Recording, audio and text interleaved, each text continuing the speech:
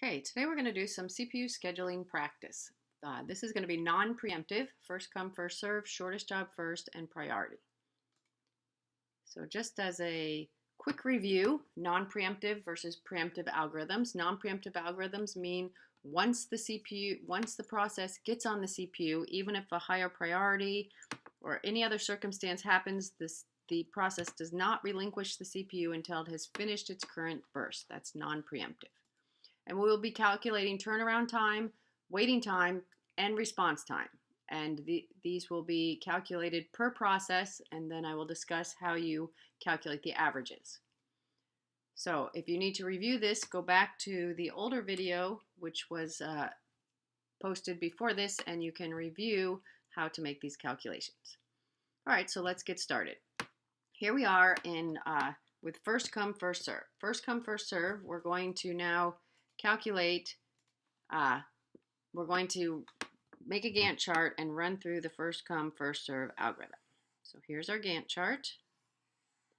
And what we have here are 5 processes, and our timing diagram starts at time 0, and we just run the processes onto the CPU. This represents the CPU in the order in which they arrive, and once they get the CPU, they do not relinquish it. So P1 will go and we'll have the CPU for 8 time units, followed by P2, which you notice the arrival times are here in the first column and the CPU burst are in the second column. Be sure not to mix up the arrival times with the CPU bursts.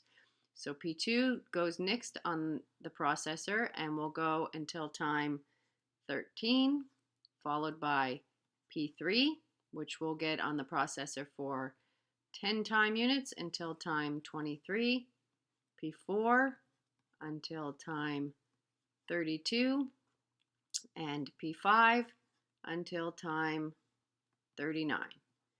And one thing, if you were to add up all of the CPU bursts right here, it should equal 39 because this is 100% CPU utilization, which means that the processor was busy the entire time with all 5 processes, and therefore then the CPU bursts altogether would add up to that amount. Now this is a very simple, straightforward first come, first serve. And another thing that we will notice now when we calculate our response time, because response time is the first measure of wait time, for this situation we will only have the same response time and the same wait time because the processes only go on the CPU one time. So let's get started calculating.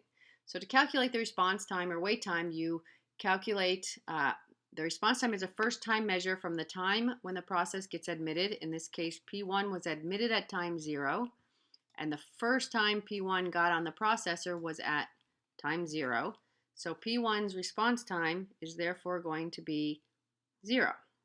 Now, since P1 only did not go back into the ready queue and wait any additional time, the wait time will also be 0. But in future exercises, you will see where the response time and the wait time will not be the same. P2 arrived at time 3, first got the processor at time 8, so P2's response time is 5. P3 arrived at time 4 and first got the processor at time 13, so it's 9. P4 arrived at time 6, first got on the CPU at time 23, so the response time is 17. And P5 arrived at time 11 and first got on the processor at time 32, so has a response time of 21.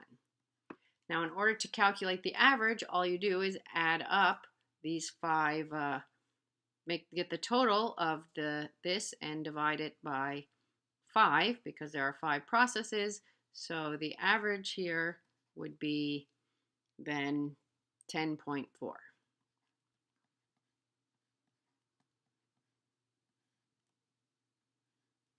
Okay, so now let's calculate the turnaround time. To calculate the turnaround time, you take from the time the process completed all execution. That means it's the total time it was on the CPU and waiting for the CPU and waiting for events, the total time active in the system. And in this case, it's very simple. P1 arrived at time 0 and completed everything it needed to do by time 8. So P1's turnaround time, therefore, is going to be 8. P2 finished everything it needed to do at time 13 and arrived at time 3, so P2's turnaround time will be 10. P3 finished everything at time 23 and arrived at time 4, so P3's turnaround time is going to be 19. And you will notice that if you add up the wait time and the CPU burst time, you will get the turnaround time, because each process, after it gets into the system, it is either waiting or on the CPU. P4 finished at time 32 and arrived at time 6, so P4's turnaround time is 26. And P5 finished at time 39 and arrived at time 11, so P5's turnaround time is 28. And just like before, you can calculate the average by adding up all of these 5 numbers and dividing by 5. And in this case, the average turnaround time is 18.2. Now, what does this information mean? Well, it means that if you were to run these processes in the first come, first serve algorithm, then this is how the results would be. This is the average amount of time each process would have to wait, and the average amount of time it would take to complete these 5 tasks. So let's move on now to shortest job first, and we're going to do the same exercise with the same processes. We will start at time 0, and the way shortest job first is, it's a priority-based algorithm, and instead of having an assigned number for the priority, what happens is the processes get the priority based on their CPU burst. Now, of course, this is not very realistic, because it's very hard to know how long a CPU burst is going to be, but in the other videos I did show you some examples of things that can be done to help to put the shorter jobs in front, because shortest job first will give the minimum average waiting time in most circumstances. All right, so the current time is 0. The only process that has currently arrived is P1, so P1 will go first. And it will go until time 8. Now, this is shortest job first non-preemptive, so it doesn't matter if another process arrives. P1 is going to finish its burst because it's non-preemptive. Now, at time 8, we have in our ready queue P2, P3, and P4. They all arrived, and so we're going to have to put the next one on based on the CPU burst. And so the one with the shortest CPU burst is P2, which will go until time 13. And next we will have, at time 13, we have P3, P4, and P5 all in the ready queue. So we will run P5 next until time 20, followed by P4 until time 29, and then lastly P3 until time 39. And as you can see, since this is the same set of processes with the same CPU bursts, it takes, and it's 100% CPU utilization, it takes 39 time units. Now we do the same thing to calculate the response time. P1 arrived at time 0. The first time it got on the processor was time 0. Let me get another color here. So P1 arrived at time 0 and got their time 0, and so waited 0 time units. P2 arrived at time 3, so P2 waited 5 time units.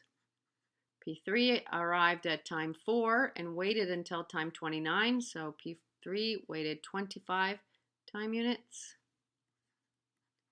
And P4 arrived at time 6 and waited until time 20, so 14 time units. And P5 arrived at time 11 and waited until time 13, so P5 waited 2 time units. And again, if you want to calculate the average, you just add up all of these and divide by 5, and you would get the average. In this case, the average is going to be 9.2.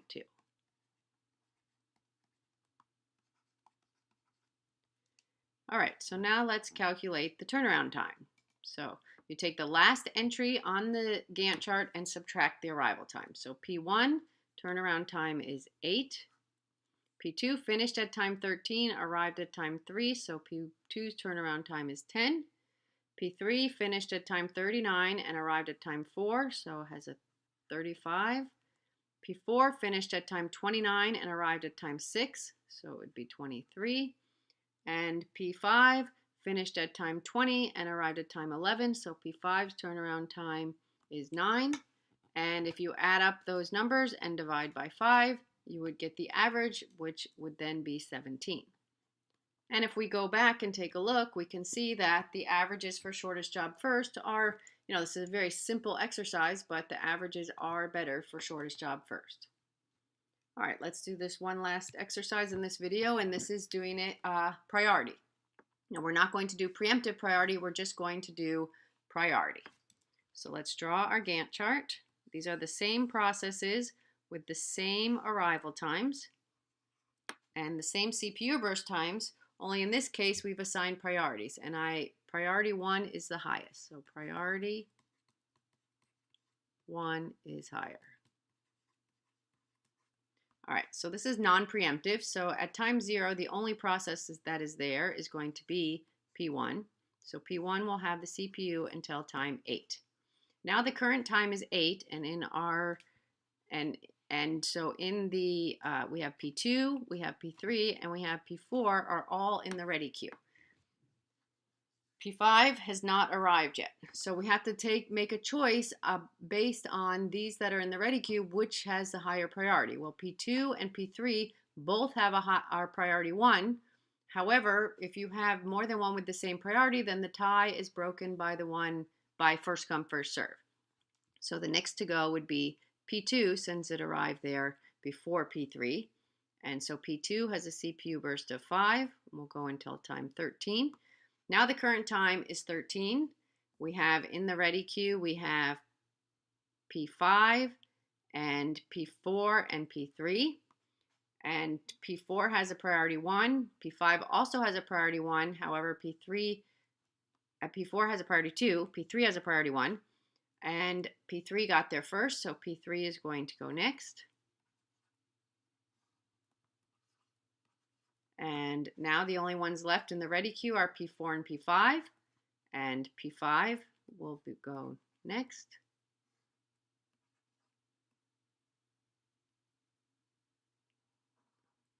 And then the last one to go will be P4. So once again, it takes 39 time units, and you can calculate the response times and the turnaround times. So we have P1 arrived at time 0, response time of 0. P2 arrived at time 3, response time of 5. P3 arrived at time 4, has a response time of 9. P4 arrived at time 6, has a response time of 24. And P5 arrived at time 11 and has a response time of 12. And you can add this up and divide it by 5, and you would get the average. And then we have the turnaround time. P1 finished at time 8, arrived at time 0. P2 finished at time 13, arrived at time 3.